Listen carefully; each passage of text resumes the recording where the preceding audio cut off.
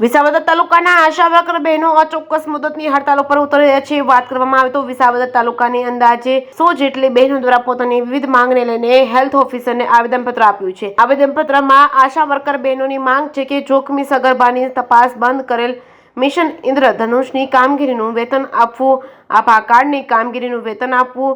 આશા worker બહેનો 24 કલાકમાં જ્યારે પણ બોલાવવામાં આવે છે ત્યારે તેઓ હાજર હોય છે, તો પણ આશા વર્કર બહેનોની કામગીરીના પ્રમાણે વેતન 18,000 આપવામાં આવે છે તેવી માંગ સાથે વિસાવદર તાલુકાની તમામ આશા વર્કર બહેનો અચોક્કસ મુદતની હડતાલ પર ઉતર્યા છે। જે કેસરી ગુજરાતી સાથે હરીશ મહેતા, વિસાવદર।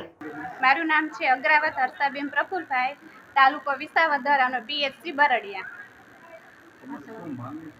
આજે અમે વિસાવદર તાલુકાના 5 પીએચસીના બહેનો ભેગા થયા છીએ અને અમારે સરકાર પાસે એક જ માંગણી છે કે અમે જે કામ કરી છીએ એનું પૂરું વેતન અમને મળતું નથી।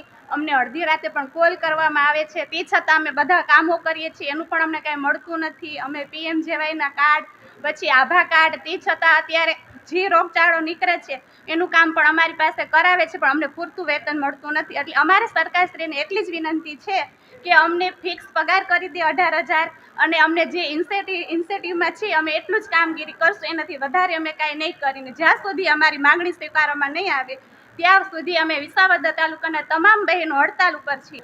સંગીતાબેન દિનુભાઈ પરમાર, ગામ લાલપુર, તાલુકો વિસાવદર, જિલ્લો જુનાગઢ। અમારો પ્રશ્ન એ છે કે અમારી માંગણી બધી પૂરી કરે।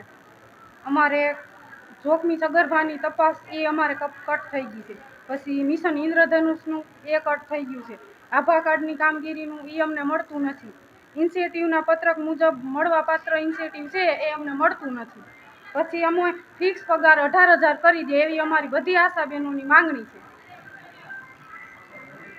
અને જ્યાં સુધી અમારી માંગણી પૂરી નહીં થાય ત્યાં સુધી અમે આ હડતાલ ચાલુ રાખવાના ચોક્કસપણે।